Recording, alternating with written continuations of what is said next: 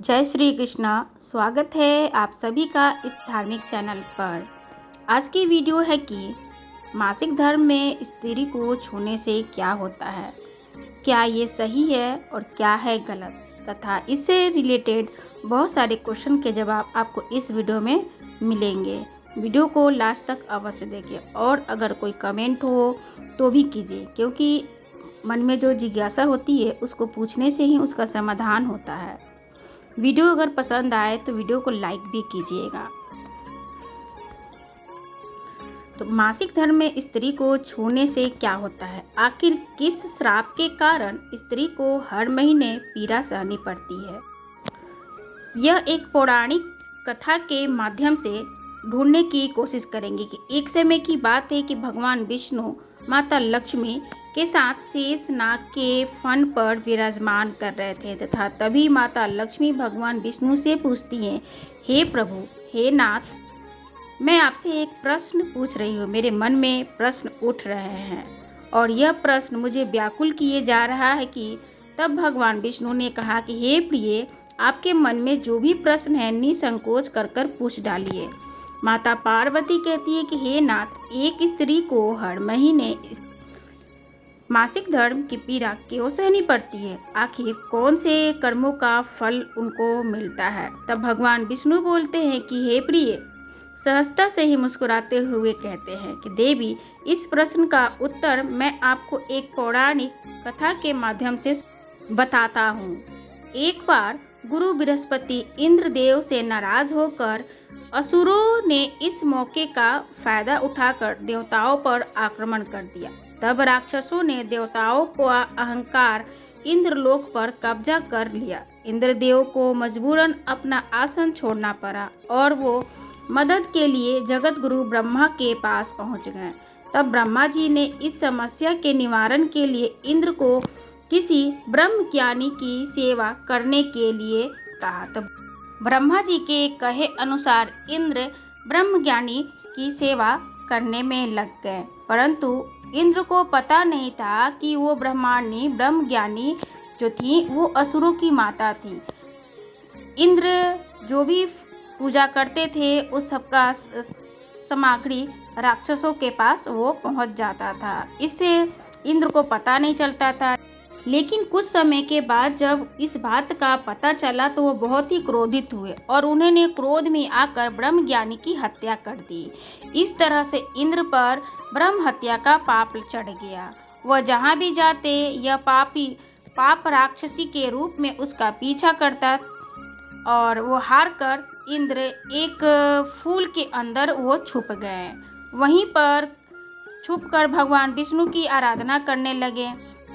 कई सालों की तपस्या करने के बाद भगवान विष्णु इंद्र से प्रसन्न हो गए और वो स्वयं इंद्र के समक्ष प्रकट होकर कहने लगे कि तुम वरदान मांगो कि मैं तुम्हारे सभी मनोकामना पूर्ण करूंगा। इंद्र ने भगवान विष्णु से ब्रह्म हत्या की पाप से मुक्ति दिलाने के लिए वरदान मांगा। तो भगवान विष्णु ने कहा कि अगर इस पाप को वृक्ष, जल और स्त्री में बराबर बांट दिया जाए तो इंद्रदेव इससे मुक्त हो जाएंगे। यह सुनकर इंद्रदेव इन चारों को मानने की कोशिश में जुट गए, यानी कि बांटने की कोशिश में जुट गए।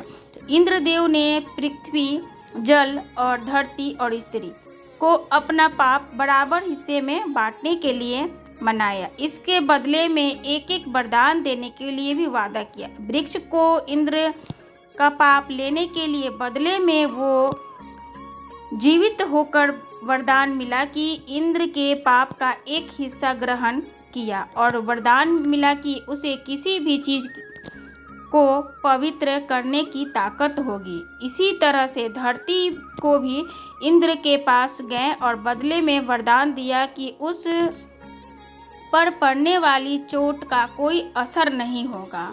और फिर ठीक उसी तरीके से उसका अंत में स्त्री ने इंद्र के पास पाप का चौथा भाग उसको मिला। तो स्त्री को ग्रहण किया और मासिक धर्म की यातनाएं मिली।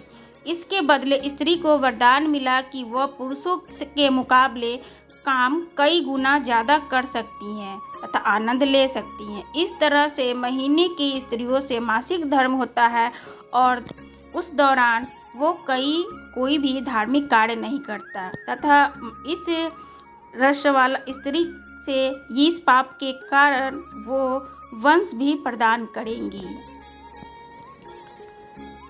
तो अभी जाना आपने कि ये जो मासिक धर्म है ये 4 भागों में बांटा गया है। अब जानिए कि इससे क्या पाप लगता है। धार्मिक मान्यताओं के अनुसार मासिक धर्म के दौरान संबंध नहीं बनाना चाहिए। ये एक प्राकृतिक प्रक्रिया है। इसके लिए संबंध बनाने से अशुद्धता अपवित्रता हो जाती है। तब पूजा पाठ के समय भी संबंध नहीं बनाना चाहिए। एक पवित्रता का ये समय होता है तथा संबंध बनाने से इसकी शुद्धता अपवित्रता कम हो जाती है तथा श्रद्धांजलि समारोह में भी शामिल नहीं होना चाहिए। समारोह के ये संबंध में कोई भी फंक्शन हो उसमें को भी हमें स्पर्श नहीं करना चाहिए। नाश्ता भोजन करते समय